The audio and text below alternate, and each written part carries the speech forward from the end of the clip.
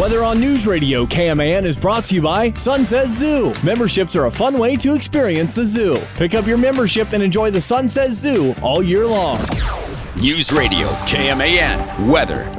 Currently 79 in the Little Apple with partly sunny skies. To remain this afternoon, that high floating around 82. Tonight we'll see partly cloudy, a low around 61. Heading into Friday, back to sunny skies, 81. Friday night, mostly clear, 58 for the low. Saturday, mostly sunny and 81. Saturday night, a chance of showers and thunderstorms enters the forecast. That chance continuing into Sunday. The game is next on News Radio KMAN. The following is an exclusive presentation of News Radio KMAN, your home for K-State athletics. It's game time. This is The Game on News Radio KMAN.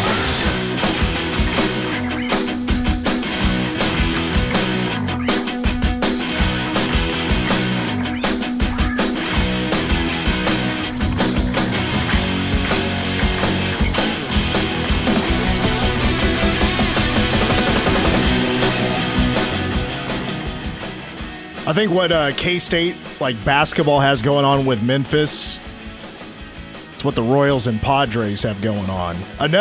Another Royals-Padres trade going down. I swear it's like the 8th in the last 13 seasons. It is a lot. But it's a good one. I like this one. Well, yes, and look, I'm not the best to talk Major League Baseball with. Yeah. I have admitted many times on this show that I am a bandwagon Kansas City Royals fan, and I would really kind of put it this way, that one game below 500 I don't think is right now worthy of my fandom. I'm not out there buying Jack Caglione jerseys right now. Although I do believe I saw one at Trivia last night that you hosted. I did not see that. There was a Jack Caglione uniform. The breaking news from this afternoon, the Royals have traded for two pitchers, Ryan Burgert and Stephen Kolek, is I believe how you say his last name, from the Padres. That could be two rotation guys right there. For Freddie Fermin. So if you know more about this than I do, go right ahead and say what you want to say about this trade. I wouldn't say I know too much more than that. All I know is the Royals are pretty solid in the catcher department. Even going down to minor leagues, they have some guys that they can be bringing up over the next season or two, and they've just been decimated with injuries. Sure. Pitcher injuries. So, I mean, this seems like, I think a lot of Royals fans think very fondly of Freddie. But this makes you better, and you don't really lose a whole lot. So it's good to see a move being made that could maybe make the difference between the Royals being a playoff team and not a playoff team. We'll see. But it's interesting for sure. Well, Burgert, number 7 prospect from the Padres out of their farm system, before the season, was already ranked as a high prospect and then appeared in 11 games, 7 of them as starts as he makes his rookie year happen with a 2.78 ERA, 34 strikeouts in 35 innings. He does have 18 walks, a little over a 400 ERA. Kolek apparently has a real nasty sinker, as from what I'm hearing. He's in his second year in the big leagues, a 4.18 ERA, a former Rule 5 draft pick. So congratulations to the Kansas City Royals. They're not playing today. That plane was not going to leave Kansas City. No. Until the trade deadline arrived. And now they're about ready to head out to Toronto, Ontario, Canada, starting a weekend series with the Blue Jays, the top team in the American League, right? Best record in the American League, top in the American League East. And first pitch 6:07 tomorrow night. Pregame as at 5:30. Welcome to the game. Mitch Fortner alongside in studio today is Tim Everson. He's a sports editor from the Manhattan Mercury, and you know him as well from this past season. He'll be back for his second year as a co-host on Powercat Game Day. And how about also this return? Across the glass, which I thought he got a haircut earlier today. The haircut's long, but you put it up in kind of a bun situation. Big Steve is back with us across the glass for 1 hour. Yeah, just for the first hour today. he's got a kiddo to look after. How's it going with your son? How old is he now? He just turned 2 a couple days ago. And I am feeling ancient at this point because it's like blink my eyes and holy hell, you're already 2.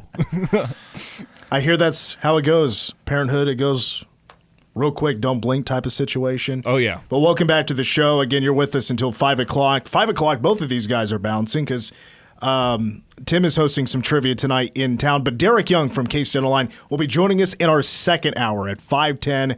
DY from KSO joining us. We're going to hear from 2 K-State position coaches, Brian Lepak, the new O-line coach, moving from tight ends to O-line.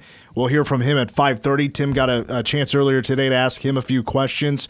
Plus, wide receiver coach Matthew Middleton here in a few moments as well. Going to be hearing from him, his take, his thoughts on Tibbs, Bradley, Medford, Brown, and others. So that's coming up a little bit later on. But we are going to actually open up, Tim, with 20 questions in 20 shows. We are previewing the K-State football season as we are now 23 days out. 23 days. That's crazy. From Dublin, Ireland. Farm O'Geddon. Cats, Iowa State. Our question today is preseason offensive breakout players. We're going offense only today. These are players that were on the roster last year, making their return, looking to make a little bit more noise this year. Now, breakout, to me, has always kind of been a loose term. I think there's many ways you can describe what a breakout player is. So I'm very interested to find out what your list is. This is offensive breakout players for 2025. So it's like an honorable mention, a second team, first team, preseason picks for these breakout players. All right, want me to start with honorable mention? Sure. All right, we'll start with a guy coaches have mentioned a couple times. Chris Kleiman kind of raved about this redshirt freshman running back transfer, or not transfer. They flipped him. He was on a Hawaii commit. And they flipped him redshirted last year. Devon Rice. Devon Rice, they are trying to use him in the passing game more. And whenever I hear that, especially for a younger guy, whenever they're trying to get opportunities to get them the ball, that's a good sign for me. If you're popping that much in practice, if you're doing enough right for them to be like, well, we got to figure out a way. The running back is too crowded in front of him. We got to find a way to get him on the field in some way, some fashion. That's exciting for me. So Devon Rice is going to be my honorable mention. Go ahead and give me your next two. Okay, second team. Another person that Coach Kleiman talked about on Monday. Someone that K-State fans have been anxiously awaiting to have a breakout year. With the influx in transfer wide receivers, it may seem tough, but give me Sterling Lockett. How about Sterling? Give me Sterling Lockett. Coach Kleiman mentioned trying to get him up to speed in the slot, really, really be that guy, nail that spot down. And it's just, for me, it's a now or never deal. It's got to be this year for Sterling. I think he has the ability. I think that he has kind of worked his way up there, and I think he can do it. Okay, so pause there for just a second. Yeah.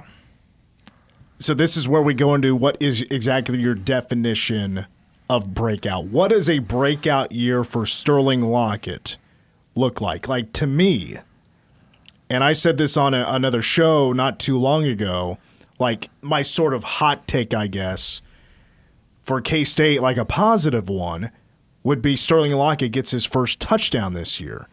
But he's still also looking for his first catch in his career. Gosh darn it, Avery. He missed him in the Tulane game. That was a wide-open touchdown. It was. And missed Sterling Lockett. He was, wide open. It couldn't have been a better play for Sterling. And Avery missed him for a wide-open walk-in touchdown. So to me, like, that could be a breakout. Or if he was to, bust out a big run and a couple of times in special teams, that he got those chances early in the year last year. But I'm not sure where he would actually now be in the pecking order, especially if who you mentioned earlier, Devon Rice, if he's really that quick, that dynamic, and he's almost like a Dylan Edwards Jr., why not try him and put him back there a little bit more in special teams and give him a chance to return the rock here early this year? So what to you is a breakout year for Sterling Lockett? I think someone that has had the production that he has had, which is close to none, it's not going to take a whole lot, but I think that you want defenses to, I guess, have to acknowledge the fact that he is on the field. Okay. However that ends up manifesting itself. I mean, whether that's, you end up, with 10, 15 catches throughout the season, something like that. I mean, I don't think it has to be a whole lot, but enough to be like, oh yeah, Sterling, you get him in the right position, he can hurt you. He can hurt you. I don't think that he's going to be, anywhere close to what we think Jace Brown is going to be, or what we think maybe 2 or 3 of the transfer wide receivers are going to be. But if he can kind of slip into that 5, maybe even that 4 spot where you're just consistently a threat, I would feel good about that. So I agree with what you just said. Like, to me, that would be a bit of a breakout. He's got the Lockett name on the back of his jersey. He's a Lockett. His dad was Kevin, of course. Like, him just being on the field, getting the ball in his direction, and who knows, maybe even scoring a touchdown. Yeah. I mean, honestly, what he's been for K-State the last 3 years, that would be ginormous for him. Okay, so yes, I do agree. I do think Sterling scores a touchdown at some point this season. But who is your top pick for breakout player on offense? I think when you are thinking of a breakout player, you are looking at maybe more of the skill positions, a little more of the flashy, someone who will end up in the end zone maybe. But this guy's name has been thrown around so many times, especially with George Fitzpatrick and his injury situation. John Pastore. I think, based on how Chris Kleiman has talked about him, how Brian Lepak talked about him with me earlier today, they are just raving about kind of what he has been able to do at the tackle spot. I think that he's going to come in. He's going to make a real difference for this offensive line. And it's just a really cool story considering all the injuries and stuff that he's been able to overcome. John Pastore is my pick as the first team breakout guy. I think he's going to have has the potential to kind of have an all Big 12 type season if he continues to kind of get the opportunities. Okay, so my list isn't really a whole lot different from yours, to be honest with you, because you picked out also the same backup running back at the honorable mention spot that I'm going to pick. Even though Joe Jackson is right there on the board, yes, second string guy probably, and is, I think, going to have a good year, especially if it's like how I've predicted months ago that this is maybe more running back by committee, and it's not going to be as many carries per game for DJ as it will be for Dylan this season. But I've loved Devon Rice ever since K-State picked him up. I mean, went to a fantastic high school, known for having just tremendous players that go to the college level at Bishop Garmin out of Las Vegas. The kid is super quick. He's small. He is maybe not as fast, but it seems like he has the same skills as Dylan Edwards. And I mentioned earlier, okay, if he's that quick, he's probably going to play. We're going to see him out there maybe in the passing game a little bit or even carry the rock. But with that quickness and that versatility, the ability to cut, if he's that good like a Dylan Edwards can be and will be, I think, this year, more special teams. And if you're thinking, well, Mitch, he did get those chances last year, you're right, he did. We were both at the Colorado game last year. He did return 3 kicks last year. I thought he did a pretty good job. He had almost like a 40-yard return against the Buffaloes. And I don't think he had another return after that game. Things just changed for whatever reasons. So I just think I think no doubt his opportunity to touch the football, carry the football in some sort of way is going to go way up. And he's a really young player. It's going to be a redshirt freshman year for Devon Rice because he was able to retain the red shirt. He played in 4 games. He played in the bowl game. So he's going to be fine. I believe he only had 1 carry last year. And I think that was against Cincinnati. So Devon Rice is a name absolutely to watch, and I totally agree with that. I thought honorable mention was the perfect spot for him. And maybe bringing up special teams is cheating a little bit. I think that's okay. That's fine. If it earns him that spot, he's an offensive player that may break out, and it may include some special teams. My second team guy, you mentioned him, John Pastore. I think it's his time to shine. So to give some information that's now finally been reported, and I appreciate On3 for putting this out there, it sounds like George Fitzpatrick may not be ready to go when we get to week 0 against Iowa State. Even though we're still 3 weeks out, a couple of weeks ago had the medical issue, spent days in the hospital, now out recuperating, doing what he can to get on the field or whatever. I'm not sure exactly what that looks like, but it sounds like he may miss that Iowa State game. So how is that going to move around the line? Well, Brian Lepak's not ready to show his hand yet, not ready to announce what that starting lineup is going to look like. And if George is not going to play game 1, that may move some guys around. So if John Pastore was penciled in to be the right guard, he may be now moving to left guard. Not right tackle to left tackle. So that could be a move. Does Gus Hawkins now move to right tackle as a starter? It brings up the questions that we're not going to get the answers to yet. But John Pastore is going to play a lot of football this year. He was supposed to play a lot of football last year, but as Tim said, banged up. Just didn't get the opportunity that the coaches wanted to give him. But he's that good. He can be that good. And he's going to, I think there's no doubt, he's going to break out. So, but my first team guy, and this brings up the debate, is this breakout status for this particular player? I'm going Dylan Edwards as my breakout guy. The reason is because I think he's had breakout moments. He's had those moments that he's been able to show off his talent. But this is more of a breakout season for Dylan Edwards. Because I think we've seen it now 2 years in a row, the first year at Colorado, and then the first game at K-State, great games. 2 touchdowns against UT Martin for the Cats. And with Colorado, he had, 4 touchdowns? Yeah. Busted on the scene in game 1. The nation was talking about him. But in both stops so far in his 2 seasons, once you get past the second or third game of the year, it's been a whole lot of, very limited production. He could probably do more. Probably the ball should be in his hands more. But, of course, last year, DJ Giddens was DJ Giddens. Yeah. But now he's RB number 1. So I expect this to be obviously a breakout year. But I don't know if that necessarily means 1,000 yards. I could certainly see this not being 1,000-yard season for Dylan because of maybe more running back by committee. All-purpose yards, absolutely. But just in the rushing game, it could be either or. But it would still be, I think it's going to be a super productive, and we're going to be pretty happy about Dylan Edwards this season. What I really like about that a lot is they've talked about the muscle that he's put on, the weight that he's put on. I think he's built himself to be more durable for this upcoming season, and I think that's going to show in an increased role, increased carries.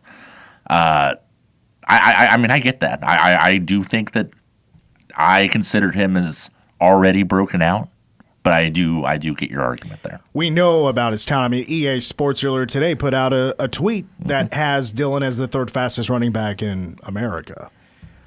K-State was, they put it out there for everybody to read that this kid can run, what was it, like over 22?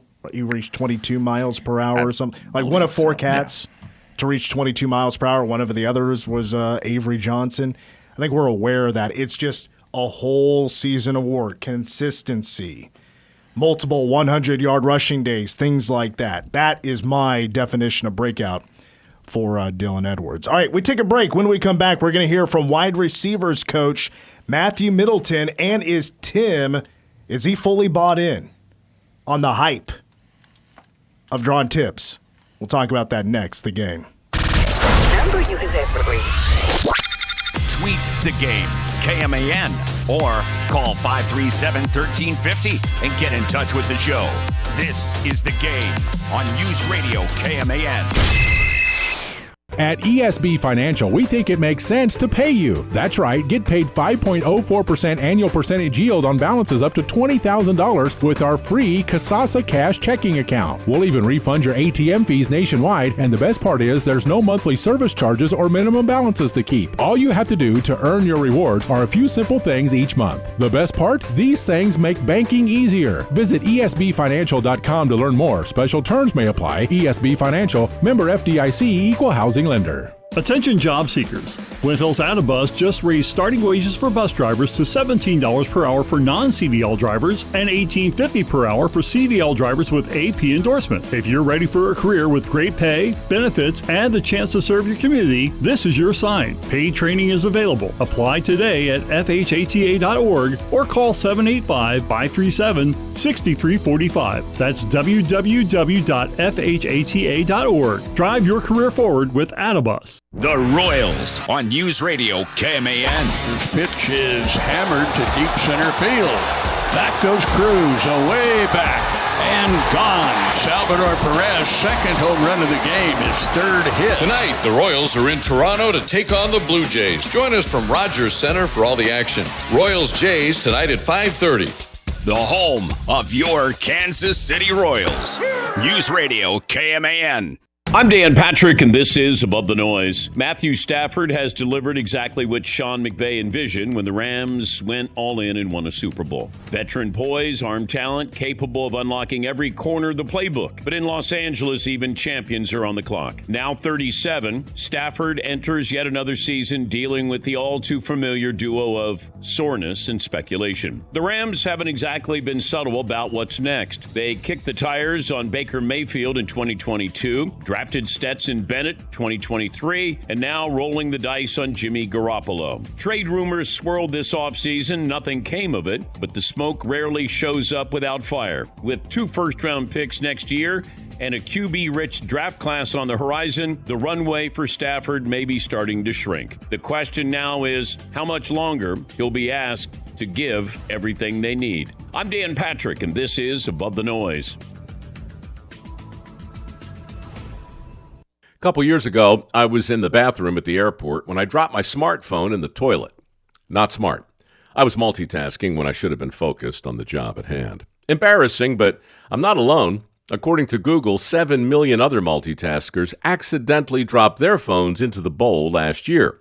A gentle reminder that right now you can get yourself a brand new Samsung Galaxy A36 absolutely free with a $35 plan from Pure Talk. The A36 comes with scratch-resistant Gorilla Glass and a battery that'll last all day, along with unlimited talk, text, and data on America's most dependable 5G network. In other words, it's tough and smart. Something to think about next time you're multitasking in the necessary. Just dial pound 250, say keyword micro to get your free phone today. You can make the switch in just 10 minutes. That's pound 250. Say Mike Rowe to switch to a no-nonsense smartphone and a company that actually stands for something. Pure Talk. I'm Mitch Fortner with the Game Sports Update. K-State women's basketball announcing its non-conference schedule for the upcoming season today, which features 3 games in Cancun, 6 home games that features SEC foe Texas A&M, and how about the last 7 games of the non-conference against teams that were in the NCAA tournament a year ago, including Ole Miss. That'll be the 3rd annual Bill Snyder Classic in St. Joe, Missouri. For the full schedule, check out newsradiokman.com. 2 Wildcat football players land on watch lists today. Defensive tackle Damian Leo named to the Woolfolk Trophy. The award is given to the college football player who best combines exemplary community service with athletic and academic achievement. And then earlier today, Dylan Edwards at running back was named to the Paul Hornick Award watch list today, which is an award that goes to the most versatile player, high-level performances in major college football. And a Royals trade today right before the deadline. The Royals have acquired pitchers Ryan Bergert and Stephen Kolek from the Padres, who can both be rotation guys for catcher Freddie Fermin. Royals off today. They'll start a weekend series tomorrow night in Toronto with first pitch at 6:07, pregame at 5:30. More of the game next on KMAN.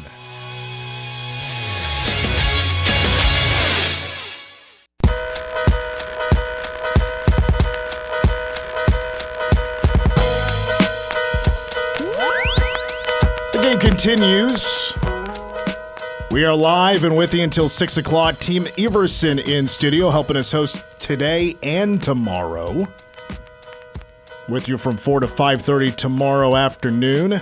Still to come in hour number 2, we'll be joined by Derek Young from K-State Online. We'll hear from O-line coach Brian Lepak, future head coach in the game, I'm sure. Brian Lepak. We'll be hearing from him at 5:40. He, along with Matthew Middleton, along with the other offensive coaches, minus Matt Wells, spoke to the media earlier today, as we will hear from wide receiver coach Matthew Middleton here in just a moment, who's entering his third season with K-State. A couple of notes here about the Cats here today on the football front. Damian Ilaleo was named to the Wolfo Trophy watch list. It's an award given to the college football player who best combines exemplary community service with athletic and academic achievement.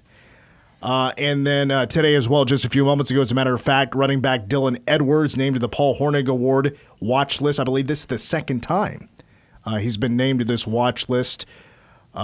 Basically goes to the guy with the best versatility in college football. So congratulations to those two. And Edwards also up for the Maxwell Award, on the watch list for the Maxwell Award.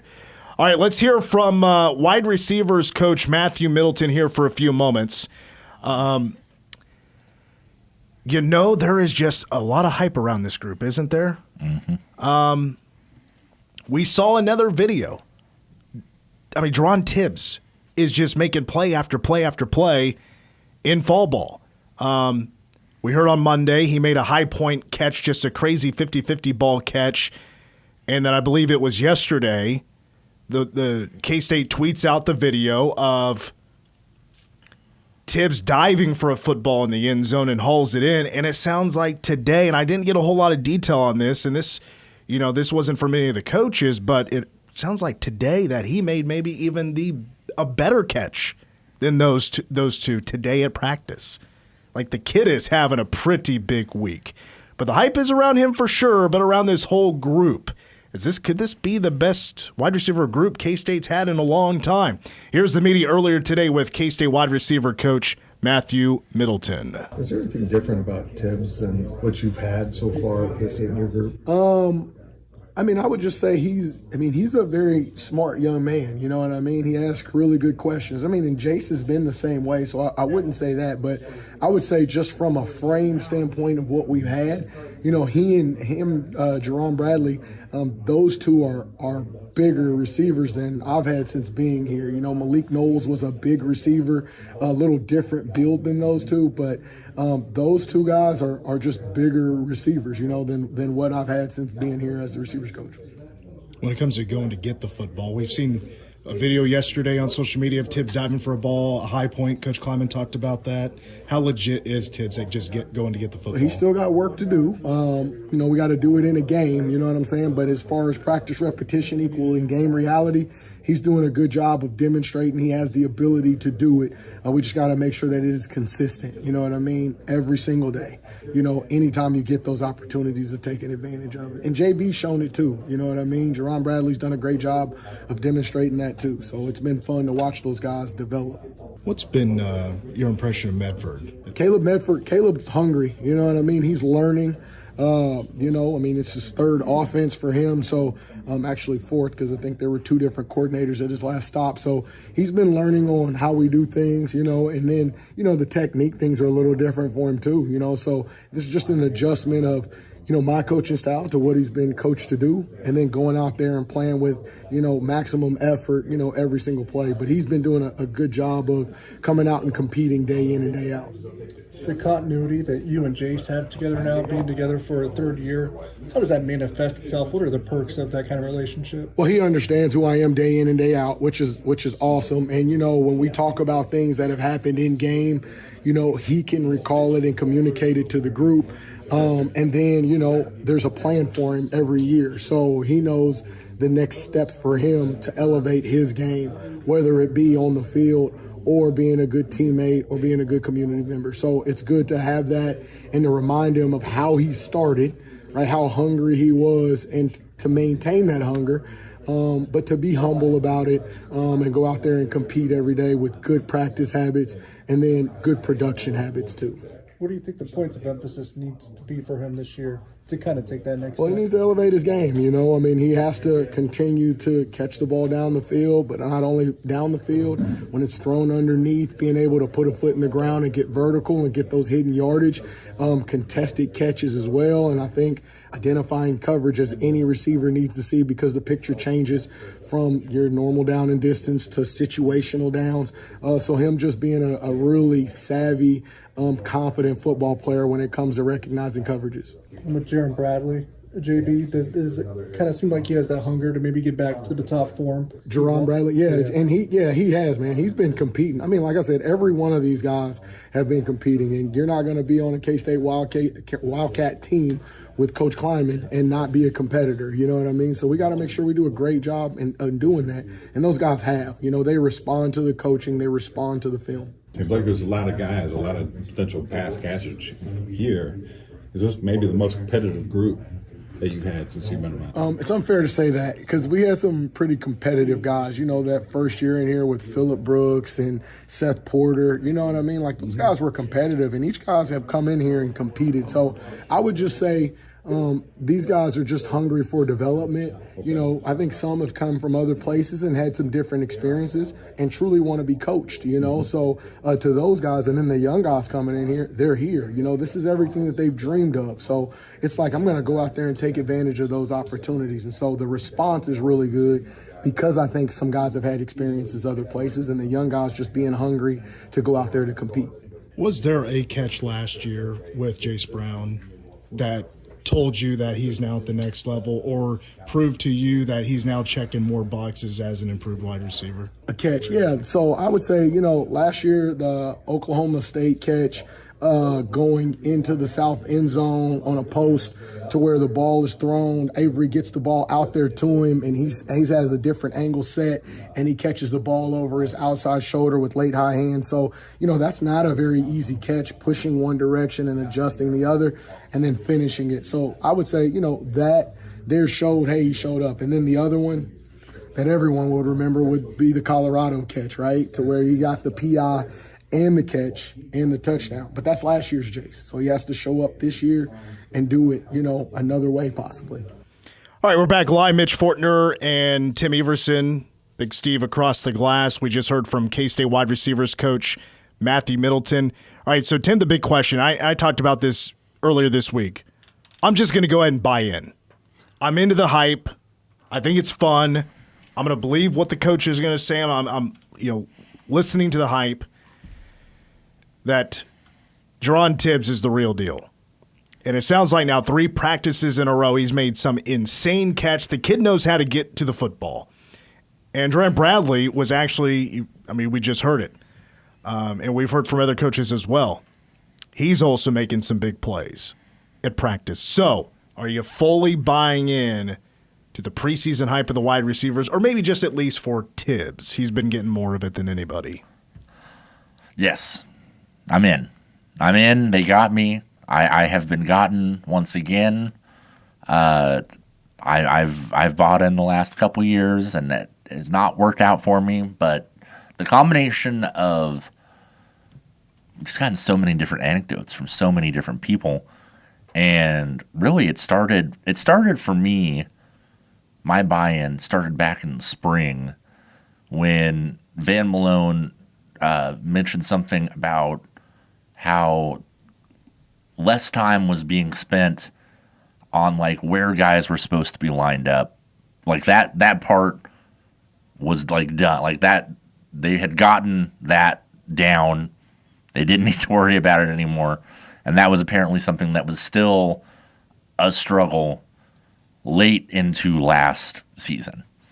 So that alone several months ago made me feel good.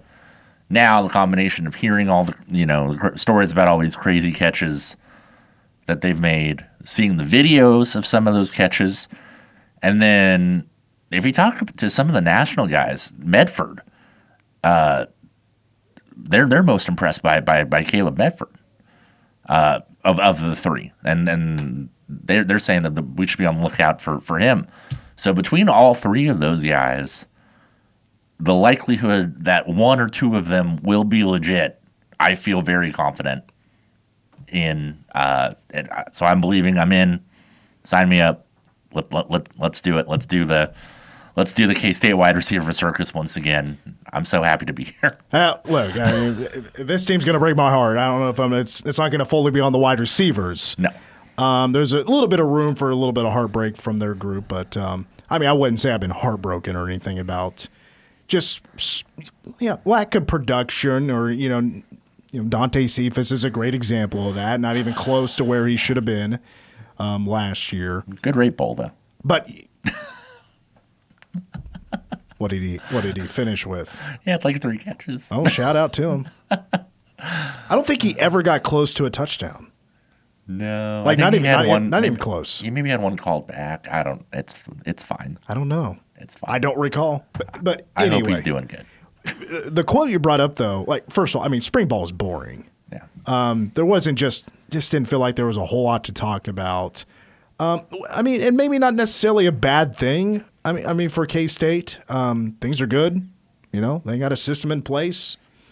They're rolling with the motions. They're continuing to recruit. Just wanted to see a few names, roll in or whatever, or want to know about the recruits. And we got to talk to the recruits, and that was cool and stuff. But the quote you brought up there is one of the things I grasped to the most. I was like, well, first of all, I didn't know that. Because the way the coaches made it sound that the previous group that's no longer with us was kind of dumb and wasn't learning quick. Slow learners. Things just aren't clicking, and well, your job isn't going to expand a whole lot. That route tree isn't going to grow. We're not going to get too creative with you, even though and still that was the best that K-State had at the time. The drop passes, I mean, it was more than just that. I mean, drop passes and, thank God Jace Brown and Avery got in connection with those long balls. That was fantastic. But if this group is a lot smarter and the playmaking is happening right now in practice, good on good. Super awesome. So, yes, I'm bought in. I'm believing in this staff and believing in the wide receivers. They're recruiting, the development, that this is going to be a lot of fun for that group in that room. We take a timeout. We'll step away from football, and when we come back, K-State women's basketball has announced its non-conference. I think it's pretty legit, and we'll discuss when we come back. Those details after these words on the game. Your home for K-State sports. Runs far side, throws, intercepted by Archer at the 40. Archer at the 30. He's going to score. Touchdown. Wildcats score with a minute 23 to go, and this place is going nuts. This is The Game on News Radio, KMAN. Join the original influencers, influencing for over 60 years, and discover how you can turn your passion for media and sales into a rewarding career. Manhattan Broadcasting is looking for creative, hardworking individuals who have a passion for helping businesses grow through traditional and digital marketing platforms. Qualified candidates should be creative, great at building relationships, and most of all, success-driven. Apply now with the top-rated media company, Manhattan Broadcasting. Send your resume to jobs@manhattanbroadcasting.com. Our client success is your success. Louisville Garden Store is your local gardening headquarters. With a wide selection of trees, shrubs, and perennials, we have everything you'll need to create a lush landscape. Don't forget the houseplants for those indoor spaces. Our selection of fertilizer products will keep your lawn and plants healthy and problem-free all season long. While you're in, be sure to take a look at our indoor activities. Louisville's Garden Store is open Monday through Saturday, 8 to 3. Come give us a visit at Louisville Nursery, where you'll always find a friendly smile and expert advice. Located at the corner of Scenic Drive in Anderson and Manhattan. James was diagnosed at 3 months old with neuroblastoma. We went from thinking we had a healthy 3-month-old little boy, all of a sudden he had this super serious cancer. It was heartbreaking. He had chemotherapy until he was just under a year old, and at that point he was in remission. Went that way for a year and then relapsed February of 2023, and here we are 1 year later, finishing up treatment, hopefully. The research is extremely important. The treatments that they're developing here get shared with all the doctors to help treat children worldwide. It's contributing something like one more piece of the puzzle to curing this horrible disease. We all want the same thing. We all want our children to live, have long, meaningful lives. Finding cures, saving children. Learn more at stjude.org. Do you think you've been discriminated against at work or when applying for a job? Call the U.S. Equal Employment Opportunity Commission anytime, any day at 800-669-4000.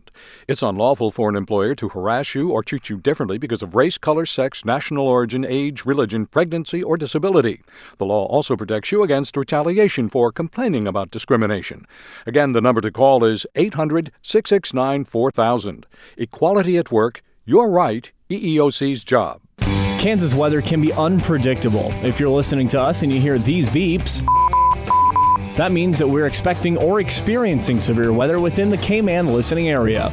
Once a watch or warning condition has been handed down by the National Weather Service, we activate these beeps to indicate that you should keep listening as important weather information may follow. So again, if you hear this, stay tuned for weather information here on News Radio KMAN, your trusted voice for severe weather.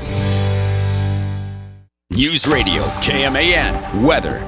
79 right now, partly sunny skies. Heading into tonight, we'll see partly cloudy, a low around 61. Friday, back to sunny skies, a high around 81. Friday night, mostly clear and 58.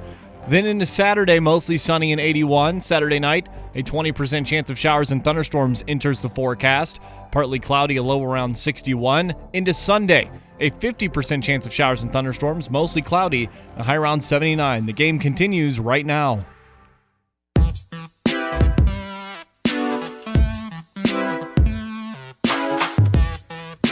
Hour one of the game continues. Mitch Fortner and Tim Everson, Big Steve across the glass with us for a few more moments. Running the old board, and it's going to be me by myself in studio for the second hour. But Derek Young from K-State Online will be joining us for a couple of segments. Had somebody just send me this tweet about apparently Triple H, as in the wrestler, is going to be joining the College Sports Commission. Oh. It's going to be good. It's going to be helping save college football. Sure. The wrestling joke in there is that Chris Jericho did that 26 years ago. And if you watch them, Attitude Era back in the day, you'll know what I'm talking about. I mean, I don't know why Triple H needs to be involved. I could see this as definitely to me it could be an NIL thing because the WWE is trying to get more just athletes.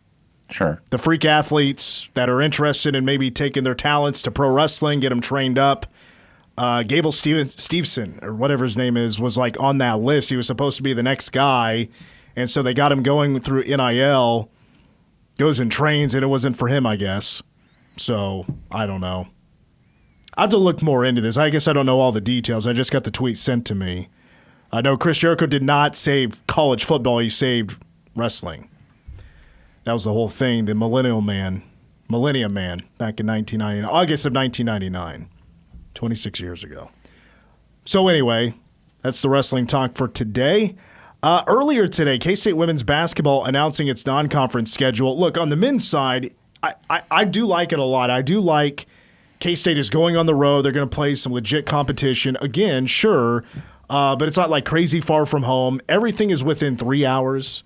Other than a trip to Bloomington, Indiana, which I think playing at Assembly Hall is pretty good. Mm-hmm. But I got kind of a hunch that this team is going to be pretty decent.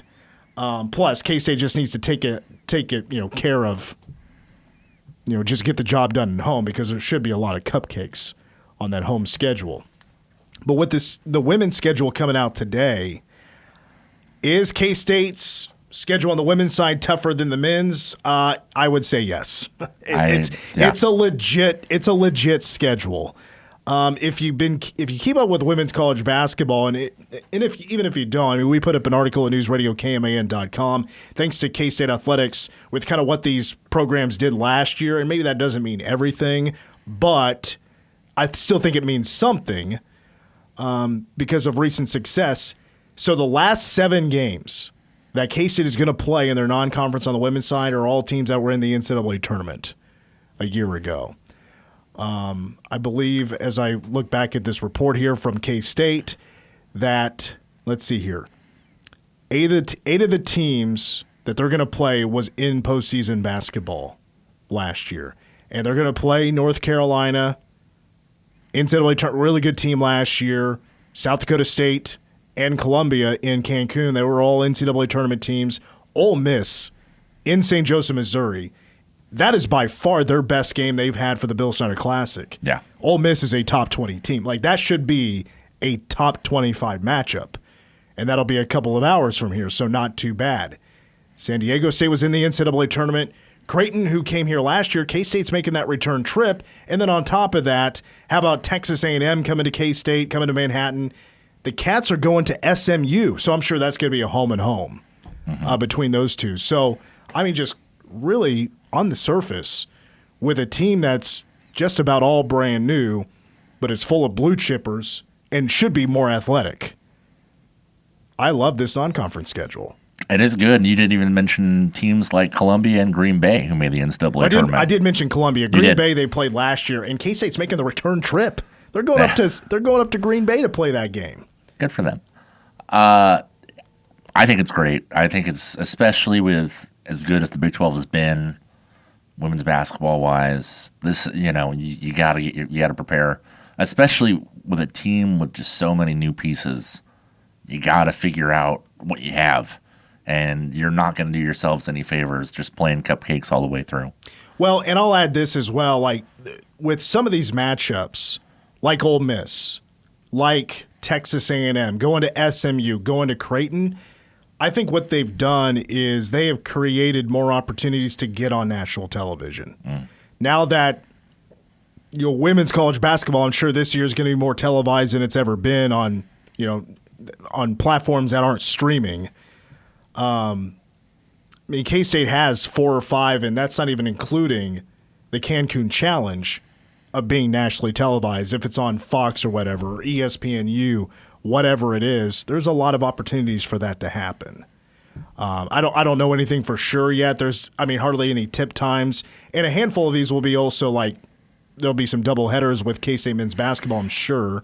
Have to go check the men's schedule just to kind of link up what those could be. But like for example, that Ole Miss game that should absolutely be on national television. A Sunday game at 2:00, like that is like prime like Fox type of stuff. But I don't know anything for sure. So hopefully, fingers crossed, they're going to be playing a lot of games on regular TV this year. Yeah, it makes it very interesting considering just how little we know about what this team is going to look like going into this year. Well, and I forget how to say her name, but Arenas. Yes. Unfortunately, she's going through some personal things because her dad just got pinched. Yeah. Gilbert Arenas. Apparently, he was having some high stakes game. He was hosting some high stakes poker games. I don't know what you have to do, how crazy your home poker game has to get for the feds to get involved. But are guys throwing in like running out of chips, or they're throwing in their Rolex watches or car keys or pink slips or whatever, deeds to the house to try to win a hand? Who's ratting on your poker game? That's the whole thing. thing is it had crazy. It had to be a rat. Yeah, it's unfortunate for him, but he made quite a lot of money during his time in the NBA. I'm sure he's going to be okay. For sure. To get pinched in a home poker game, to be that high profile, there's got to be at least 6 figures on the table. This isn't the poker games I played in high school. Well, we're buying in, like we're playing tournaments. It's just us friends, and it's $5 a piece. Winner takes all, and we play every, maybe on a Sunday or something, once every a couple of weeks. I used to do that back in high school. A bunch of friends, we would play poker games. I thought I actually got pretty good at it. Used to play a little here in town. It happens everywhere. these illegal, I'm going to air quote here, illegal poker games happen all over the place. Incriminating yourself, Mitch? Is this? Are you coming clean? The other thing that come catch me, coppers. Yeah, Azalea, is that? Yeah, I'm not sure. Her brother, unfortunately, first got into the car accident, and then is now out separately for the rest of the season. So that's a big bummer. He's over at USC, I want to say. So yeah, it's been a tough offseason for her and her family. But I'm excited to see her play. I'm excited to see what this team is going to look like whenever they hit the hardwood here in a couple months. By the way, apparently the Cats, their only exhibition is going to be at Tarleton State. Yeah, Stevensville, Texas. Sure. Okay, interesting. The home opener and the regular season opener Monday, November 3rd against Omaha in Bramlage Coliseum. Coming up next, Tim getting out of here for the rest of the show. So is Big Steve. I'm speaking with Derek Young from K-State Online after a timeout. Manhattan Broadcasting is keeping it local. Dollars spent locally today help build a better community for tomorrow. WTC Fiber Internet is on its way to all of Manhattan. Sign your home or business up today at WTCKS.com. No contracts, no data caps, or overage fees. Fast, local, reliable. WTC Fiber Internet. Sign up today at WTCKS.com. It's time for spring cleanup. Find what you need in the brands you love at Midwest Ace Hardware. Make yard cleanup easy with Ego or Stihl trimmers and blowers. Fertilize and seed your lawn with Scotts. And enjoy cookouts all summer long with Traeger, Blackstone, Weber, or Big Green Egg. Ace is the place with the helpful hardware folks. For a once-in-a-lifetime experience, engagement ring shopping simply can't be duplicated on a computer screen. At Fifely Jewelers, you'll be pleasantly surprised by our pricing compared to buying online, and we offer financing. Plus, you'll have peace of mind by shopping locally with Fifely Jewelers. Manhattan Broadcasting is keeping it local. Find more great local businesses plus special deals and offers when you keep it local on our website. The word father means a lot to me. Being that support system for them, and as a man, that's important in a child's life. I think men can be a little stubborn sometimes where they may want the help, they may not know how to ask. It's hard for a man to speak his emotions. Those tears, they mean something. In Arapaho way, tears are water and water is life. And when you shed those tears, that's love.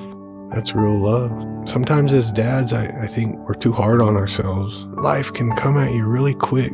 And it can be really tough at times, but then you put that one foot in front of the other and you keep doing the right thing. Slowly that voice goes away, Arapaho way, you gotta pray for yourself as well as for everybody else, but never forget yourself. Never stop being a dad. That's dedication. Find out more at fatherhood.gov. Brought to you by the U.S. Department of Health and Human Services and the Ad Council. We are the keepers of the wild. America's original and most invested conservationists. For more than 80 years, we've been committed to conserving wildlife and the natural landscapes that define our nation. From rugged alpine ridgelines to peaceful tall grass prairies, we've supported the conservation of more than 36 million acres of American wildlands. Our funding has led to cleaner water, fresher air, and improved wildlife habitat. From abundant fish and waterfowl populations to robust deer and elk herds, nothing is more important than maintaining wild spaces for adventurers to explore and wildlife to thrive. We are America's hunters and target shooters, stewards of the American outdoors.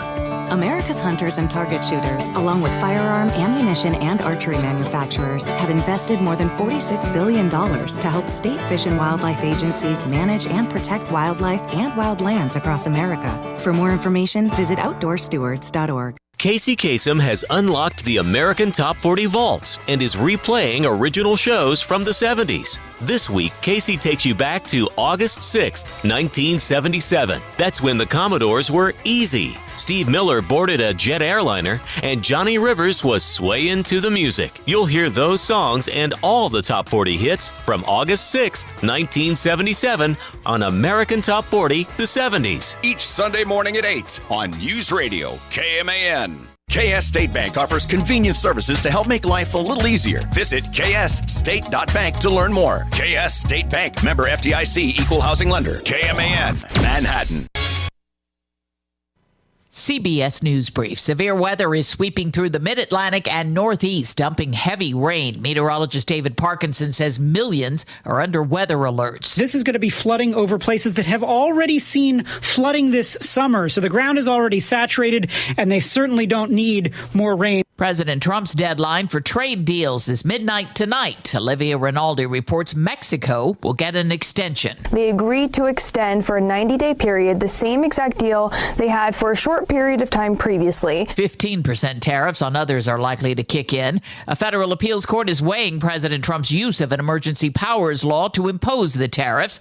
The judges expressed some skepticism. Legal analyst Jessica Levinson. We're looking at questions about whether or not Congress can actually give the president this power at all. On Wall Street today, stocks finished lower. The Dow was off more than 300. CBS News Brief, I'm Cammie McCormick.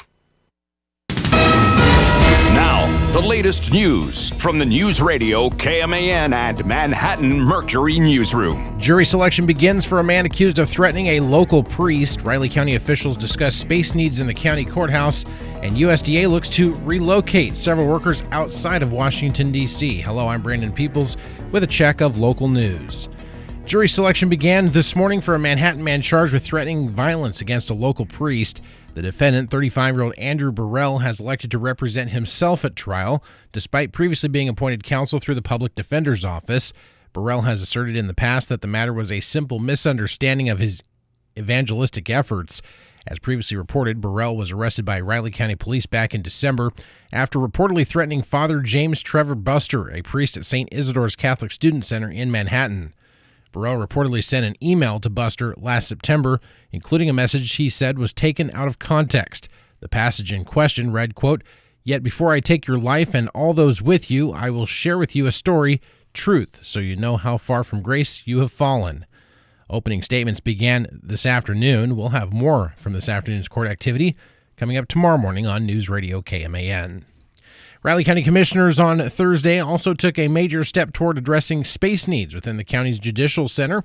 The commission agreed to hire BBN Architects in partnership with Fentress Architects to conduct a comprehensive space needs assessment. Public Works Director John Ellerman. Their time frame was 6 to 9 month time frame on completing the study, maybe a little longer than some of the others. Ellerman told county officials today that Fentress alone has worked on over 1,200 courthouse projects across the country. Residents are invited to a free community event this weekend that will be offering free health screenings, food and clothing distribution, and much more. The 12th annual Everybody Counts event is scheduled from 9 a.m. to noon on Saturday at the Douglas Recreation Center complex.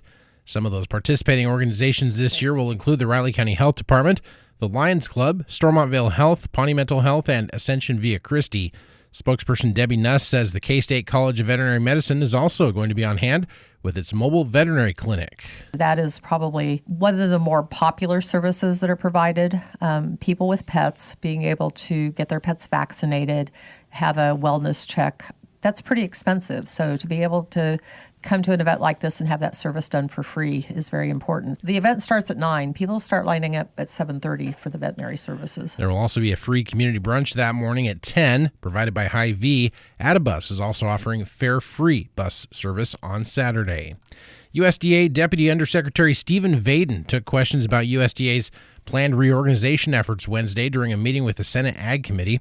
Over the next few years, the agency plans to relocate some of its resources to 5 hub locations, including the Kansas City area. But Ranking Member Amy Klobuchar of Minnesota, who called for the meeting Wednesday, says USDA's proposal is a half-baked plan that would cause more harm than good. I did not vote for you, Mr. Deputy Secretary, but I did think that you would go in based on your experience and be able to do things that would actually help rural America. And I actually took you at your word when you had pledged to work with us on things that would help. That's not what happened here when we had absolutely no notice of what you were going to do. Vaden says Congress was not notified sooner out of sensitivity to affected USDA employees. Out of common courtesy and respect, they should hear that decision from the Secretary first and not from a leak that originates from somewhere else. Senator Roger Marshall, however, praised USDA's efforts, noting just 6% of USDA employees were working in the offices over the past 4 years. And more, just the crescendo of complaints from my ag producers back home, that they could work with their local FSA officer or their conservation officer, but then that report would get somehow clogged here in D.C. Vaden says reorganization will happen in phases over the next few years. And a new superintendent will take over at USD 323 Rock Creek Schools this fall. Superintendent Steve Splekel officially began work on July 1st. He previously served 4 years as the superintendent for a small school district in western Wyoming. He also spent 27 years before that holding different roles in public education in northeast Kansas. I'm Brandon Peoples. News is powered by Central National Bank with locations at the Walmart Supercenter and at College and Claflin. Central National Bank, member FDIC. News Radio, KMAN, weather. Well, currently it's 80 with mostly cloudy and an east wind at 15 miles per hour. Tonight, a low 61. We have today pretty much the same thing on Friday and Saturday. Saturday night, small chance of rain with a low of 61. How about 79 the high on Sunday, and then the temperatures starting to rise again starting on Monday of next week. Hour 2 the game coming up next on KMAN. KMAN Daily Weather is presented by Fox Business Systems. How much does downtime cost you and your business? Don't let another second go by. Call Fox Business Systems at 776-1452.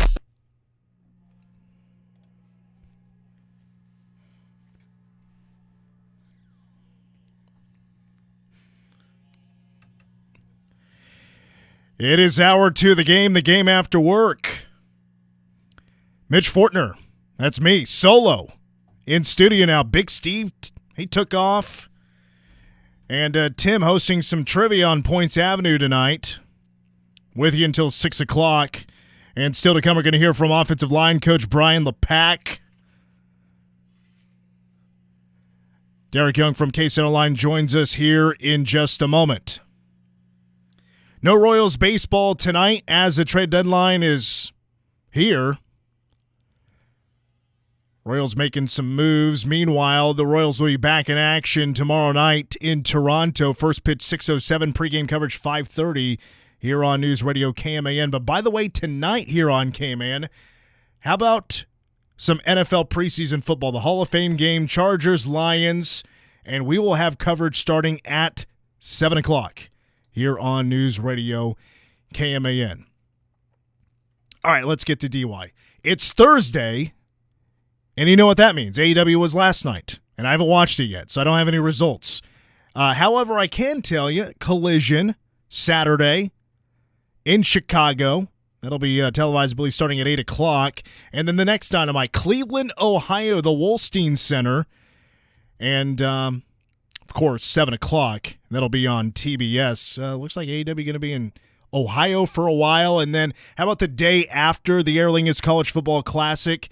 But it's in London, the next pay-per-view, Forbidden Door at the O2 Arena. And it sounds like there's going to be over 16,000 fans packed in the O2 to watch Forbidden Door.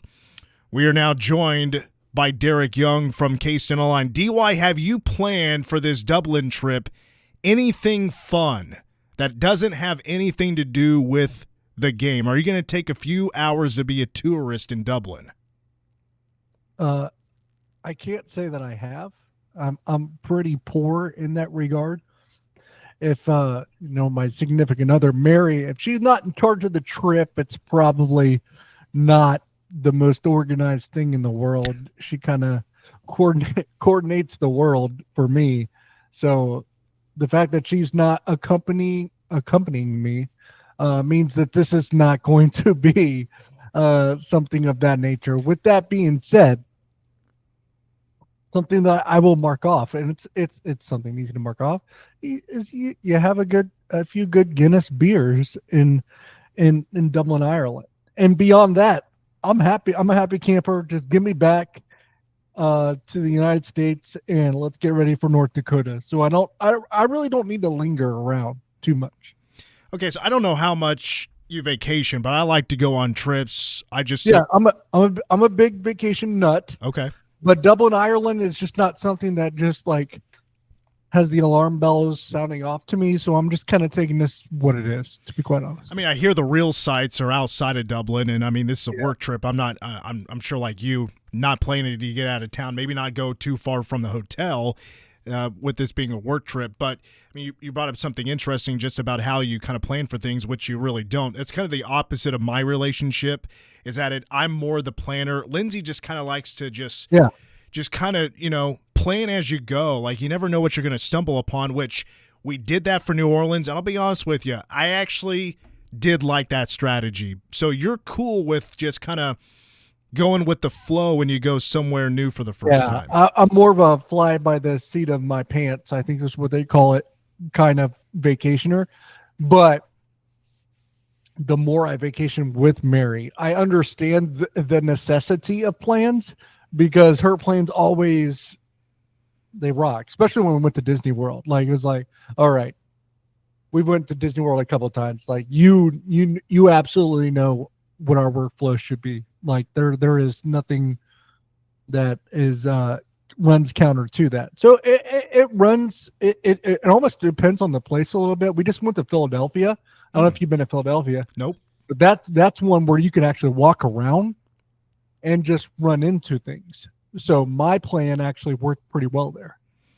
Yeah, I think New Orleans is a small city, and it's kind of the same way. I mean, right there in like 2 miles of each other is everything you may want to see as a tourist. But I'm like her, I'm the planner. What is she typically looking up first? Does she want to look at sites? Does she want food? Does she want nightlife? What is she typically interested in first? There's not really, I wouldn't say there's anything like that. Like, we have to prioritize this or prioritize that. It's more, she prioritizes efficiency, and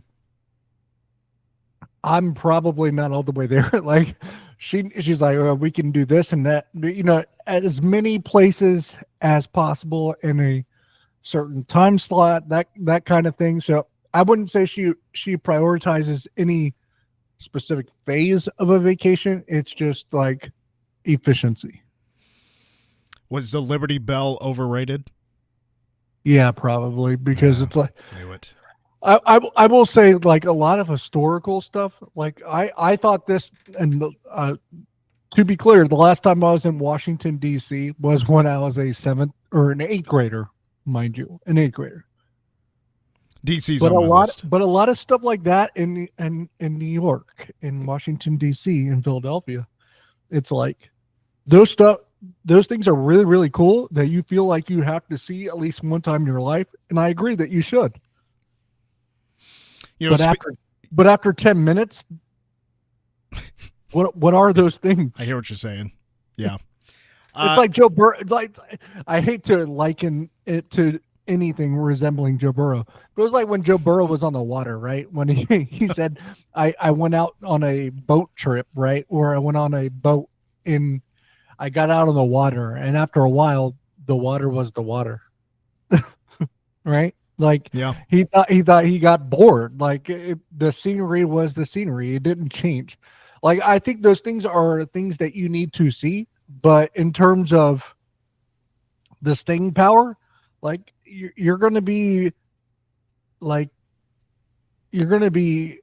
wowed by them for at most a minute or two, and then you're going to want to move on with your life. Yeah, it's like Mount Rushmore. I have no interest in going up there. It's a long drive. I think I'd rather go to Sturgis, and I'm not a biker at all. I've never driven a motorcycle in my life. I'd rather go there than Mount Rushmore. Anyway, okay. Let's get into the discussion about the Cats here. Actually, first of all, speaking of traveling and stuff, the K-State men's basketball team, the coach has been doing a little bit of traveling, trying to get these European guys. Are they all in town now? I think it's Repiek is how you pronounce his name. But we're going to have to sit this guy down, and we're going to have to come to a conclusion, because we all, I think, have different outcomes of what we think his last name might be. But I think it's Elias Repiek. But we'll have a conversation with him and ask him what he wants us all to call him, because it's only fair to him. But there's some highlights there where I think that he is the athlete that many don't think that he is. I think he is someone that's going to be one of the more integral players on this team, Elias Rapik, it wouldn't, and I know everyone's like, we see Andre Kostic of Serbia. This, what is he, 18, 19 years old, guard from Serbia. He's in a mock draft for the NBA first round, according to the top NBA draft expert that there is, right? And Jonathan, I don't know how to pronounce his name, Giovanni from ESPN, who's no longer at ESPN apparently. But I think Rapik is the guy that's going to play the more impactful role to me because, one, there's a need in the front court a little bit, and he can play some of those positions. And two, he's a grown man, Mitch. Like, he's not, like, I say that in jest, but he's not that much younger than me and you. Yeah, he's an old guy. Does he have a mustache by chance? I mean, I don't know if you're truly an old man until you've at least tried. You should convince him to grow one. Yeah. You should convince him to grow one. Yep. What do you think about the non-con?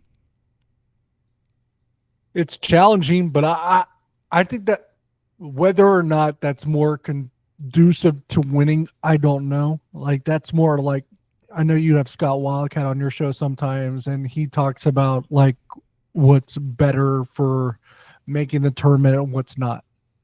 But for me, I'm more of the guy that just wants to be entertained. How about you? I'm sure you kind of fall in that line. You're a wrestling fan, so I'm sure you fall in that line. But like, it's an entertaining non-conference, right? You get to go to Indiana. You get to play at Assembly Hall in Bloomington, Indiana. You get to play Creighton in Omaha. You get to play Mississippi State and then either Nebraska or New Mexico in Kansas City. You get to play Cal at home, who's another high major opponent. They're in the ACC now.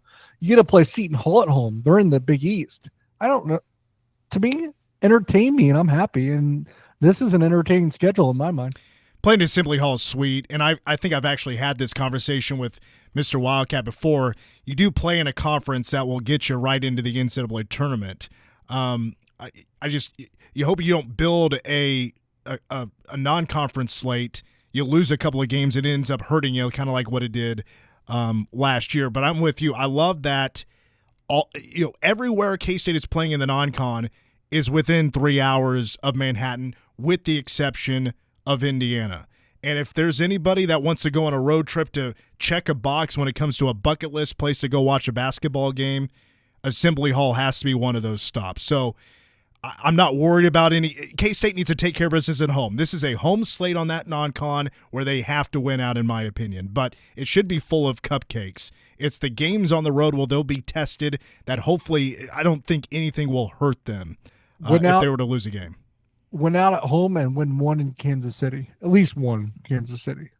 Hey, on the football front, one of your colleagues from On3 put out some news today about George Fitzpatrick not expected to play in Week 0. What's your reaction to that? Not a surprise, right? I think we all kind of expected that.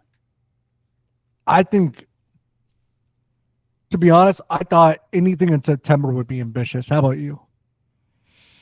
I don't know. Without knowing exactly, I mean, I'm only a part-time doctor, so without diagnosing it myself, he didn't come to me for a second opinion. It was just so serious, right? Yeah. Yeah, I don't know exactly what it was. I could easily Google something and figure out, all right, well, now we can figure out now how long he might be out. But I was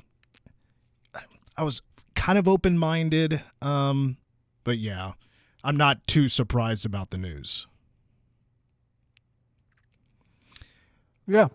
Defensive hot takes. You put out an article the other day, and I didn't want to open it up. I wanted to save it for the show.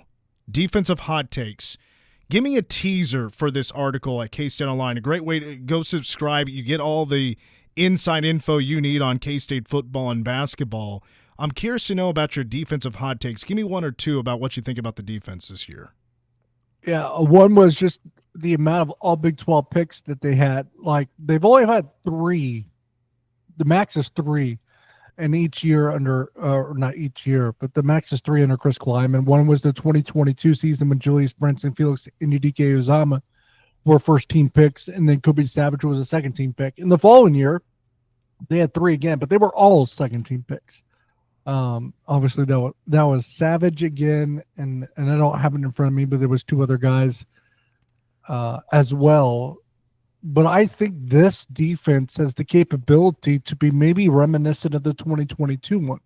And that's why, to me, this is a team that is closer to the 2022 team than maybe 23, 24, that kind of team. So that comes to mind. Excuse me. The scheme comes to mind as well, because I'll be honest, I don't know how much to openly talk about it, but I think we'll see Kansas State operate out of a 4-2-5 more than a 3-3-5, to be quite honest. And I think the biggest clue about that is them referring to one of the defensive back spots as a nickel rather than the jack safety. For sure. You don't hear them talk about 3 safety positions. You hear them now talking about a nickel position, which is more reflective of going to a 4-2-5 scheme. So I don't think I'm like unearthing anything quite groundbreaking in that sense that they're trying to hide. If they were trying to hide it, they wouldn't be talking about a nickel, but they're talking about a nickel back now, which is probably going to be Quay Moss, who was the D2 transfer from West Georgia, with, perhaps some other options being, now I'm losing my mind a little bit, but Kenigel Thomas and Daniel Cobbs, I think, were the 2 other names mentioned in that light with Moss. So I think that's another one to maybe look into as well in terms of hot takes as well. Maybe it's not even hot anymore, right? Whatever. And then the other one was Logan Bartley. Really, I said a true freshman could play every game. Now, maybe it's someone other than Logan Bartley, but I think he's the top candidate to do so. And I think, he's kind of battling there at the free safety spot with Gunnar Maldonado and Wesley Fair. And I think both of those guys are probably going to be pretty tough to unseat, to be quite honest. But it tells you how much they like Logan Bartley, that this true freshman, it wouldn't shock me if he gets a couple starts under his belt at some point this year, just out of circumstance or whatever it may be. And everyone's like, "Whoa, that sounds like a step too far," but things happen. I want to say it was 3 years ago, 4 years ago, whatever it may be. True freshman VJ Payne started 4 games, so things happen. DY from KSO is our guest. One more question before we take a break. It's a question based on an article posted on K-State Online. So we jump back to the offensive side of the football. Tim Everson and I were having this conversation earlier about breakout candidates for this upcoming season on the offensive side of the football. But to me, there are different descriptions of what a breakout player can be. It's a little bit tougher for this year's squad. I agree. But I wanted to pick your brain on, do you consider somebody like Dylan Edwards, and I'll even throw in a Sam Heck, who was second team All Big 12 last year, would you consider still those 2 type of players to be breakout candidates? Technically, for me, I would say yes, because I think I included those 2 because I don't hear enough respect for Sam Hecht across the league. You were in Frisco just like me. Did you hear enough respect for Sam Hecht? I sure didn't. He might be the best center in the Big 12. Did anyone outside of me and you and whoever else covers K-State bring up Sam Hecht? I doubt it. Like, we could say, yeah, he was second team All Big 12. Yeah, who voted for him? Because no one that I ran into in Frisco probably knew who Sam Hecht was. I'll be honest. And they're going to know who Sam Hecht is at the end of this year, because I think he'll be first team All Big 12, if we're being completely honest. And Dylan Edwards, that one's a little bit different because he's got some production to his name. He's got some yardage to his name. He's got some touchdowns to his name. But what he's about to do to the rest of the Big 12, I don't think he's done yet. So if he does that, then I think that is deserving of breakout too. But he has to hit that next level. Otherwise, I don't think it's deserving of maybe breakout. He has to be, for him to be breakout, he has to be one of the best all-purpose weapons there is in the Big 12. And he can do that, but he's got to do it to be deserving of breakout in my mind. Breakout could be JB Nelson, who has completely blown people away in the first week and a half of training camp and will probably run away with the starting right guard job. That could be breakout. Not breakout because he hasn't done it before. He's been a stud. He started 8 games at Penn State in a single season. Breakout in the fact that he's never done it at Kansas State. So I like JB Nelson a little bit too. What about Jerron Tibbs? The most yards he's had in a single season is 305. That's not a whole lot. And that was 305 last year as a sophomore at Purdue. Well, here's what we'll do. Let's pause on that. Yeah. Because I want to expand more on Jerron Tibbs. I think we can go pretty far with him, especially what we've been hearing lately, the videos that's been posted on social media. So I want to know, let's take a break, a little teaser for the next segment. Is Derek Young from KSO Online all in on the Jerron Tibbs hype? Plus, the 20 questions in 20 shows will get DY's response to offensive MVPs, defensive MVPs. How about a newcomer of the year when it comes to the transfers or a true freshman? More with Derek Young from KSO Online next on The Game. You're locked into The Game on News Radio KMAN. Information you can use in an ever-changing healthcare environment. America's healthcare advocate, Carrie Hall, Saturdays on News Radio KMAN. We're here to educate and inform on the topic of healthcare and health insurance. We've partnered with Blue Cross and Blue Shield of Kansas to bring you these shows to educate you on healthcare and health insurance issues. That's why we're doing these shows here on America's Healthcare Advocate. Join Carrie Hall, America's healthcare advocate, Saturday mornings at 7 on News Radio KMAN. Are you prepared for the future? Ensuring your legacy and protecting your loved ones start with estate planning from Adair Law. From wills to trust to powers of attorney, the team at Adair Law will create a personalized plan that reflects your wishes and secures your assets for generations to come. Thinking about the future isn't always easy, but planning your estate can be. With Adair Law, you can protect what matters most, your family and your legacy. Don't leave their future to chance. Secure your peace of mind today with Adair Law. Protecting clients with compassion is what they do. Call 785-776-2000 today. Battles aren't won solely on the field. That's a common misconception. Battles are won within, over enemies of fear, enemies of doubt. In that place where promises are kept. Promises to oneself. This is a physical training event. Promises to one's community. Helping people move debris out of their house. Promises to one's country.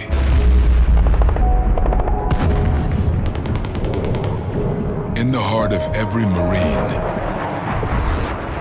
you'll find a promise. A promise forever kept. A promise of battles won. We asked parents who adopted teens to share their journey. There are many times I thought, I can't do this. I mean, what parent isn't worried about, what am I not doing right? What am I not doing enough? And then I realized, wait, that's being a parent. Don't worry about being perfect. I've had around 3 other mother figures in my life, but only one of them has taught me how a mother loves.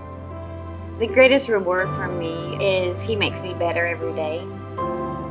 I would tell a family considering adopting a teenager that teenager, whoever it is, needs you, and they need what you have to offer.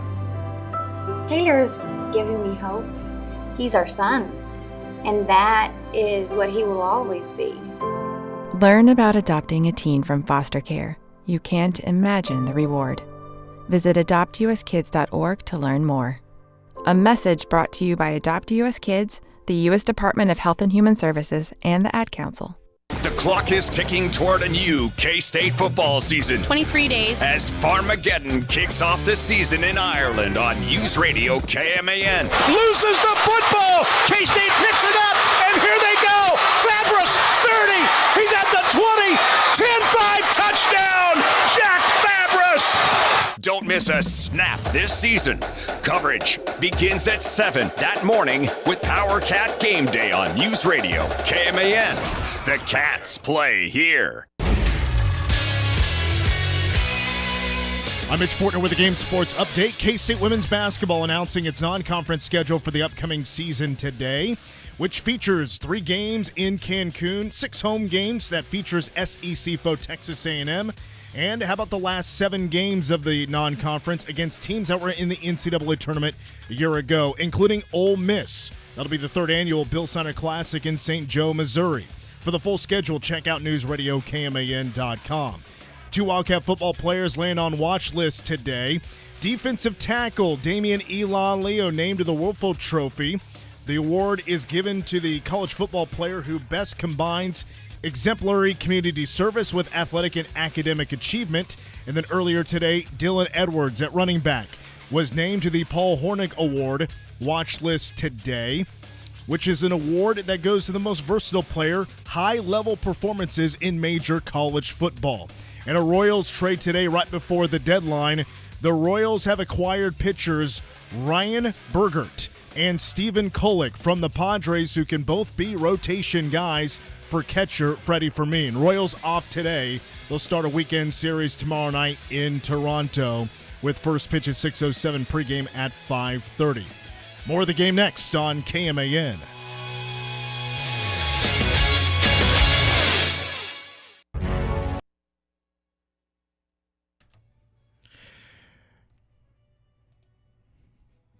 The game continues on KMAN.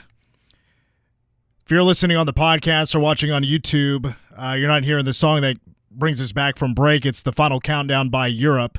Fun fact, AEW will play this for Bryan Danielson on pay-per-views. And according to Tony Khan, it costs AEW $150,000 every time they play the song. Mitch Fortner back with Derek Young from KSO. All right, DY, so before the break, we were talking a little bit about Jerron Tibbs. Let's continue the conversation by me asking this question. With all the hype around Tibbs, from the evidence we've seen on social media, maybe you've seen a little bit in the open practices, are you all in on the Jerron Tibbs hype? I am, and it's more about what I have seen when practice has been open. It's more about what I have heard when practice has not been open from guys that get to watch practice. Obviously the segments of practice that I don't get to watch practice, it's different than the hype that we heard for like guys like Keegan Johnson and those before. And for those that are like, I don't want to get hurt again. I've seen that a lot. I get it. 1, you're soft for being afraid to get hurt, and 2, this is not the same. This is a little bit different. And then 3, we're also seeing evidence of that because he's making so many good catches that they're putting it on social media to the point where he's got about 3 or 4 catches now that have went completely viral on practices that we don't even get to watch. I think it was Wyatt today. Like Wyatt was saying something about today at practice. Yeah, he made even a better catch than what we've heard about so far this week. It's insane. And let's put it this way: like they don't have to manufacture wide receiver positive buzz. I get annoyed by those that are like, well, this is being manufactured, this is being created, this is what they do every year. Yada yada yada. If they wanted to do that, they already have a guy that they can do that with, Jace Brown, where it doesn't have to be manufactured because he had 828 yards last year as a sophomore that broke the Kansas State sophomore record. Mm-hmm. Jace Brown had more yards as a sophomore than even Tyler Lockett, than any other Kansas State receiver in school history. So if they wanted to manufacture something, wouldn't they go with somebody that's already proven in Jace Brown? No, they're going with the guy, Jerron Tibbs, because he's the real freaking deal. We talked about this earlier this week on the show. How many yards do you think Tibbs will have this year? I mean, Cole made the over-under at around like 600-ish, and I went over. It could still sit around that point just because of the guy I already mentioned. By the way, Jace Brown's pretty good, right? Yep. He had almost 1,000 yards last year. You give him another game or two, you would have had 1,000 yards. Guess what? He might get a game or two this year. So 600's the safe over under. I think that goes well over, but we'll see what happens. All right, so here on the show, as we are now officially 23 days away from Dublin and K-State and Iowa State, we're now in show number 4 of our 20 questions and 20 shows to preview the K-State football season. And I'm sure that you guys all summer long have been doing these questions, so I'm sure you've been getting these either in interviews or just doing them yourself on either the KSO show or the 3 Mile podcast. So we'll start off with the Monday question. Who's your candidates? You can go as far as you want with offensive MVP. I mean, the easy one is Avery, and I know that's where most of us would go. I mean, it's the quarterback. That's always going to be the gimme. I will give you like alternative answers. Not that these would be my answers, but good alternative answers that aren't like non-zero chances that have a chance of happening. Joe Jackson, right?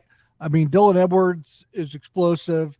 He has a chance to be really good out of the backfield, all of those things, but he's more of an all-purpose back, right? Like he's going to be noted as a receiver just as much, even if it's just a little bit less than a running back. So a lot of Kansas State running backs under Chris Kleiman have pretty good careers, pretty good seasons. Joe Jackson is probably not one to overlook a whole lot. So I look towards him, and I look towards Jace Brown. I think we forget. Like, no, it's weird because we want to talk about the other wide receivers because Kansas State hasn't had a really good wide receiver room across the board in quite a while. And I just mentioned this, I know, but Jace Brown had 828 yards last year. Like, he deserves to be in the conversation. What about defensive MVP? Obviously, I'm going to say obvious a couple times. Obviously, there's an obvious pick. Yeah, Romaine is like the Avery Johnson of this Kansas State defense, where you're probably doing yourself a disservice if you do not pick him. And I totally agree. I will pick a couple, again, alternative picks. Maybe Austin Romaine would still be my pick at the end of the day. I'll give you some alternative answers that I think basically it's a non-zero chance, or maybe they invoke themselves into the conversation. Damian Ilalio. There's a chance he's one of the best defensive tackles in the Big 12, if not the best defensive tackle in the Big 12. BJ Payne. There's a chance he's one of the best safeties in the Big 12. So don't forget about those two. Those are program guys that deserve just as much of the spotlight as Romaine because they've been through it and they're program guys too. It's fun. BJ Payne is a senior this year. He started 4 games as a true freshman.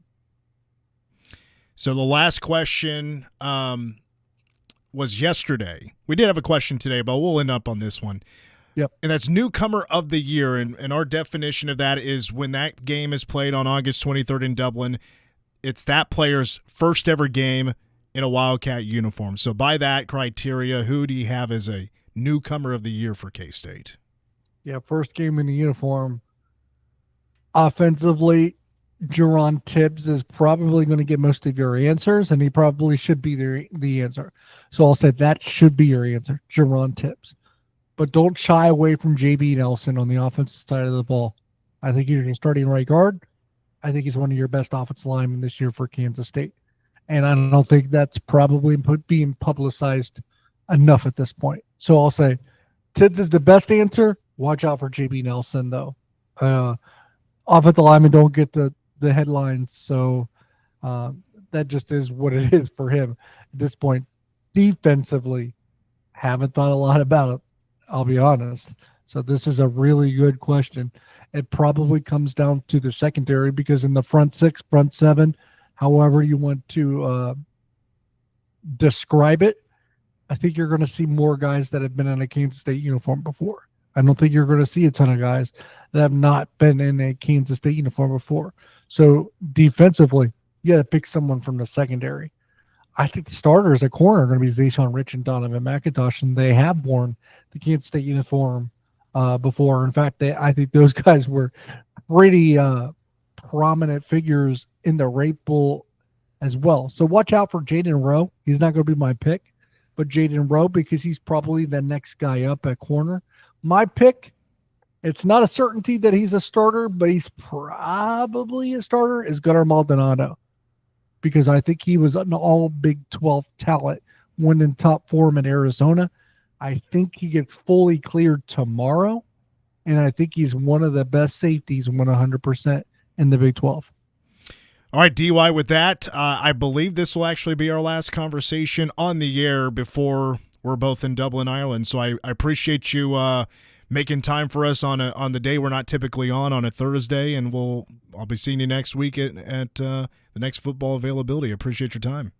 Absolutely, Mitch. Thanks for having me. Derek Young, K-State Online. He's the best. Go subscribe. K-State Online. They got the best stuff. When we come back, we're going to hear from K-State offensive line coach. He's been in that position before, but not at K-State. We'll talk O-line as Tim Everson had a few moments to speak with Brian Lepak after a timeout. You're listening to The Game. Your home for K-State sports. Glenn into lead for the record. She got it! She got it! The NCAA record! 61 for Aoka Lee. This is The Game on News Radio KMAN. Here's something you might not expect. The Manhattan Mercury and Manhattan Broadcasting now offer blueprint printing and scanning. We've been printing locally for over 100 years, and now we're putting that expertise to work for your plans. We do same-day turnaround, can pick up or deliver, and our pricing, yeah, it beats the big guys. If you're in need, email blueprints@themercury.com or call 776-1350. Local businesses helping local businesses. That's how we grow together. When your phone is at the bottom of the pool or face down on the pavement, it's Central Time. All you have to do is pay your cell phone bill with your Bazing checking account, and you're covered. Ask about cell phone protection that comes with value checking at Central National Bank, or visit centralnational.com for details. Cell phone protection is subject to the terms and conditions detailed by Bazing. Central National Bank, money for life. Member FDIC in your hometown since 1884. ESPN Radio Sports Beat with Freddie Coleman. There's no doubt about Shohei Ohtani being that great two-way player for the Los Angeles Dodgers. And yeah, he's had his struggles here and there, but there is no doubt that he's the best player in Major League Baseball. But do the Dodgers, the Hollywood Swingers, need to put a pause on him being a two-way dude, at least for 2025? Here's why I'm saying that. Because Shohei Ohtani has that power in that organization. They're going to do what he wants them to do or what he tells them to do regarding him. But the pitching, I know he's probably good at it, but he's not great at it. And is it worth having that take away from how prodigious he's been with that stick in the line for Los Angeles Dodgers, especially when everybody else is chasing them for that number one seed, to be that top team? The Padres, they're not fooling around. The Phillies, the Mets, the Cubs, the Brewers, they all believe that the Dodgers can't get got. And if Shohei Ohtani is trying to be a two-way player and it compromises the bat that they're going to need, then maybe, just maybe, the Dodgers need to put a pin in that and take pause for the cause. In 60 seconds, this Philly needs more love. Actual price will depend on product and subscription plan. Featured products are compounded drug products, which the FDA does not approve or verify for safety, effectiveness, or quality. Prescription products require an online consultation with a healthcare provider who will determine if appropriate. See website for details, restrictions, and important safety information. Want a boost in and out of the bedroom? Hims has you covered. Introducing a new 2-in-1 approach to level up your game. Tadalafil for better bedroom performance and zinc for testosterone support. Put it all together and you've got what you need to turn things all the way up. Getting started is simple. Just go to hims.com/joy to start your free online visit. Through Hims, you can access ED treatments including pills, chews, and more. 100% online.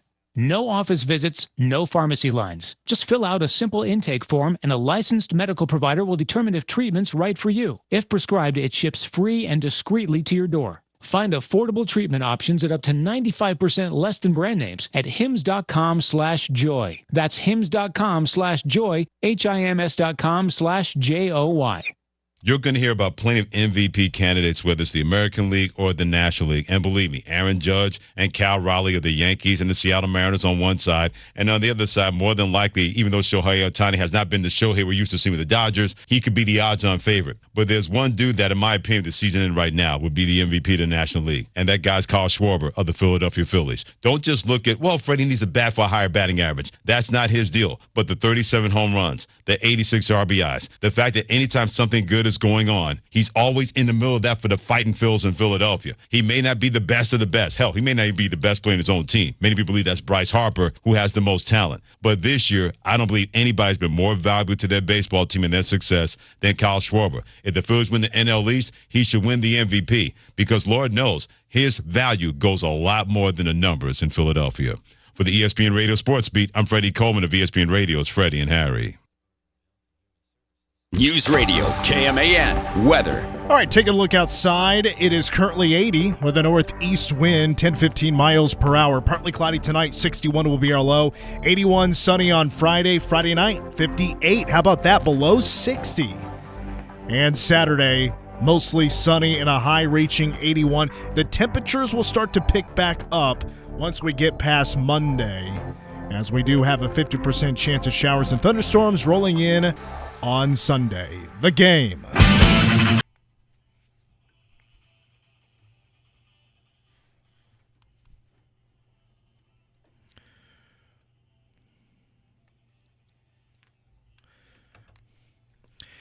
We are back on The Game. Mitch Fortner in studio solo. We're going to hear from Brian Lepak here in just a moment. No Royals baseball tonight, but we will have coverage of the Hall of Fame game. Yes, football is officially back. Lions, Chargers. Coverage beginning at 7 o'clock here on K-Man, and it sounds like on the television broadcast, Brent Musburger is making a return to the booth. I don't know how much he's going to do, but he's going to be making that return to the booth, so I think that is he's one of my favorite. He might be my favorite of all time. All right, while we got a few more minutes, I'll comment on a few headlines about the O-line here in just a moment, but first, let's hear from K-State O-line coach Brian Lepak. Better than to ask you for the starting five at this point, but when you kind of maybe try to pin that down? I would say probably over the course of the first 10 practices, you get a good idea of who's on your travel roster for sure, who's on the next wave and kind of on the fringe, and then who's not. And when you know what that is and you say, okay, maybe it's these 8 guys and I'm for sure those guys are traveling, then it's amongst them that you start to pin down the travel roster or the starting lineup, kind of in the, the second half in practices 11 through 16, around that range. Cohesion and chemistry are very important for an offensive line. Hard when you do have so much turnover or more than usual. Is there a way to accelerate that? So you try as best you can to maybe keep guys on one side. You try to pair maybe a veteran player. It helps when the center's in a good spot, but we try to pair a veteran player with maybe a younger player as you practice. And it's not necessarily the cohesion on having the 2 that you're for sure going to start, is maybe having the 2 that are going to start paired with somebody that isn't. And that elevates their level of play together. And then as you get closer to game time, then you say, okay, now let's put the 2 that I'm going to start, let's put them next to each other on the right side and on the left side and play from there. What's kind of been the biggest transition from the kind of cohesion that you guys had last year and coming into this year? And you mean in terms of who we had? Yes, yeah. The biggest thing has been a combination of having guys that were young, haven't had experience, been in the program for a little bit, that are having to step up, bringing in new transfer players, and also having some guys that are really veteran, that have been here for 5+ years. And how do they bring in the group? I'm proud of those guys that were veteran. Taylor Portier, Sam Heck, Andrew Linegang, John Pastore. I'm proud of those guys and how they embrace people that come in, because the reason some of our guys that transfers are able to get ready to go and compete is because in the month of July, when coaches were gone and we weren't the one running the meetings, the players did. And they taught those guys everything they know in captain's practices and in extra meeting time and watching film, and got them to where, like, man, their ability to pick up and go has been pretty seamless. Not a lot of MAs or busts and stuff like that. And you guys raved about how Taylor transformed his body over the offseason, came in the spring, kind of that renewed attitude that he had because of that. How has that kind of progressed throughout the summer? He's kept it very strong, and his leadership quotient has been really high. I think his leadership amongst the entire offense has been strong. but it's been really good to see that and kind of see that veteran guy embrace those. And then John Pastore kind of being kind of that next guy to step up in that role, with especially with George being out. What do you like the most about what he's shown? I love John's attitude, because John had a back. There were questions on whether or not he was going to be able to recover from a surgery. He missed 12 weeks without able to do anything because of that. And during that time, you're watching guys transfer in that are coming to play the same position as you. You're watching everybody work in a way that you don't get to. And he never took a negative opportunity. He never went negative, and he never sat back and lost ground. A lot of guys in this situation will just throw their hands up and they'll regress. John didn't do that. John found every way to keep himself on track physically, and then when he was cleared, how to do the appropriate amount. I mean, we'd be in spring practice, he'd be back and behind doing footwork once he was cleared to do that. And then he turned and poured into the guys that showed up here that we brought in to help him. And he taught him everything he knows. And so it's really cool to see him do those things. It's what I'm the most proud about with him. And then Sam now kind of transitions to that new kind of reliable guy to being kind of the mainstay on that line. What's kind of the next step that you want to see? Next step for him is his vocal leadership. We had a group called The Program come in and help with leadership training, and it was awesome for him to get to have that experience, because I think it's made a difference on his vocal. He's a naturally quiet person. It's changed a little bit in what his demeanor is and how to lead a group.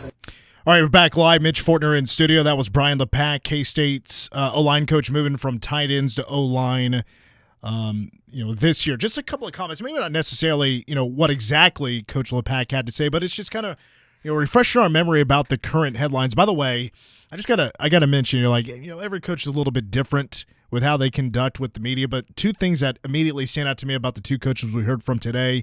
Coach Middleton with the wide receivers, that was in the first hour. We just heard from Brian Lepak.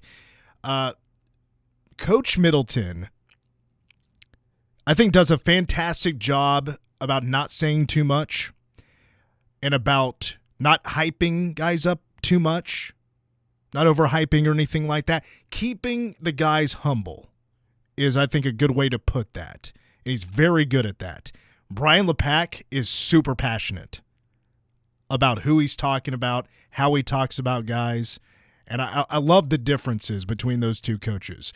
What we learned today, it's finally been reported, and we can talk about it now, at least I can, about George Fitzpatrick. Has it been a week now, maybe a week and a half now, 2 weeks ago, when, George Fitzpatrick went down with that serious medical situation at a workout and had to be taken to the hospital. Was in the hospital for days, and then he's finally back here. He's back in Manhattan. Not a full go as far as I understand. On 3 reports earlier today that not expecting him to play in week 0. DY talking about it first, and I will echo what he said, but I wasn't for sure because I don't know exactly what happened to George Fitzpatrick. The transfer and was is going to be at some point, hopefully, the left tackle starter. I didn't know exactly what happened. And so, I just wasn't sure how to totally guess on how long he's going to be out. I wasn't necessarily assuming him to be out at all for week 0, but it was on the table for sure in my mind, in the back of my mind, and now to hear that he's not going to play most likely is not a surprise whatsoever. I just can't officially pinpoint how long he's going to be out. What he went through is serious. Let's keep that in mind. We hope he's on the field at some point. Take your time, because I'm fully confident about what K-State has. Now, guys are going to move around. John Pastore, if he was in line to be the right tackle starter, is he going to move over to left tackle? That's a possibility. Does Gus Hawkins now he's going to most likely get a bigger opportunity, but does Lane Gang, where is he going to move around? Is he going to bounce out to tackle? Taylor Portier, rather, is he going to be left guard? Is going to be right guard like DY mentioned? Is that going to be JB Nelson, which I think it obviously could be? I don't think it's too hard to lay out the offensive line, but what it feels like with K-State this year is they definitely have, as long as guys are healthy, more depth than they've probably had in the last couple of years. All right, we got a few moments left here on the show. Earlier today, we got the K-State women's basketball non-conference schedule, which you can read the whole thing right now at newsradiokman.com. I'm very excited about that non-con. As a matter of fact, when it comes to competition, which, K-State was in the NCAA tournament last year. They're a Sweet 16 team, although a very different team this year. It's actually, to me, a little bit more entertaining than the men's non-conference schedule. I'm not trying to take shots at anybody or anything. I'm just saying, it's definitely a more interesting setup because of less home games, more competition against teams that were in the NCAA tournament. But K-State, on the women's side, doesn't have the fun road trip like the men do. Going to Assembly Hall, taking on Indiana. But it's a very big note. They will go to Cancun, Mexico. All three of their opponents will be against teams that were in the NCAA tournament, including North Carolina, which I would assume is going to be their toughest game.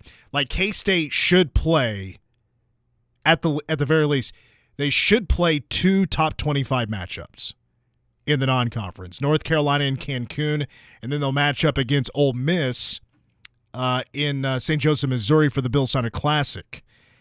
And then what could be another top 25 matchup, we'll see. I'm not sure where Creighton will land, but Creighton could be that matchup, and that would be a road game for K-State.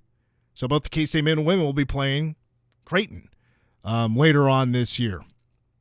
Very cool schedule for K-State. They're going to SMU. They're going to be hosting Texas A&M. Those are power opponents.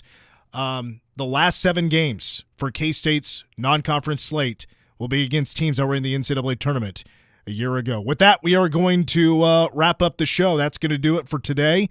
We're going to be back from 4 to 5:30 for tomorrow's show.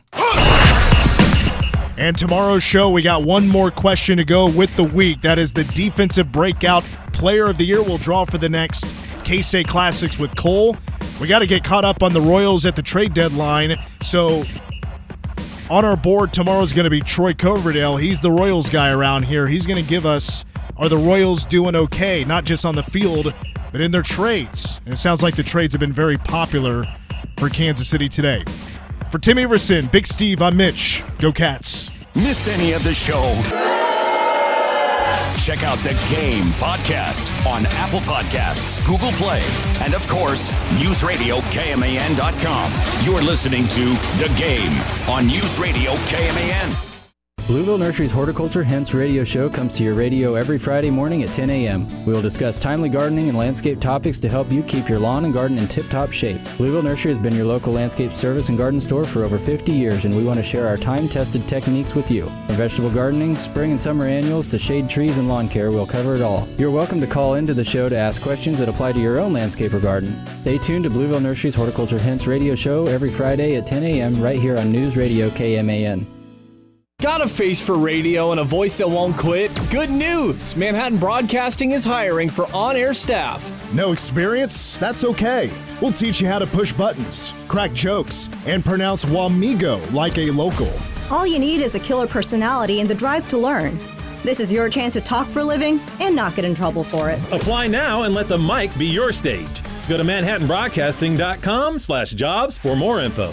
Manhattan Broadcasting Company is an equal opportunity employer. A new roof, not something you think about every day. Good thing Buck does. Call Buck Roofing for your free, no-obligation estimate today and live comfortably under your new roof. 785-230-9379. Buck Roofing, serving Kansas for almost 20 years. Get your morning started with KMAN's Morning News, weekdays at 6. You gotta love all of the projects. It's at least a sign that, yep, some things are getting done. Frustrating or not, look at it that way. Look for the positive of it. Things are getting done. Things are getting accomplished. It just doesn't look all that pretty when it's happening. Yeah, Manhattan's always working on herself. Good advice for us all, right? KMAN's Morning News, weekday morning.